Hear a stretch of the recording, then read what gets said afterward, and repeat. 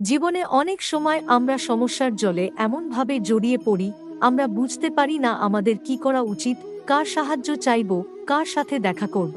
বুঝতে পারি না, অনেক সময় এমন হয় সমস্যা আমাদের থেকে শুরু হয় না, অন্য কারোর থেকে শুরু হয়।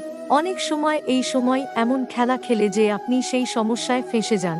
কিন্তু সমস্যা যেখান থেকেই শুরু হোক না কেন, সেই সমস্যার সমাধান আপনাকেই করতে হবে।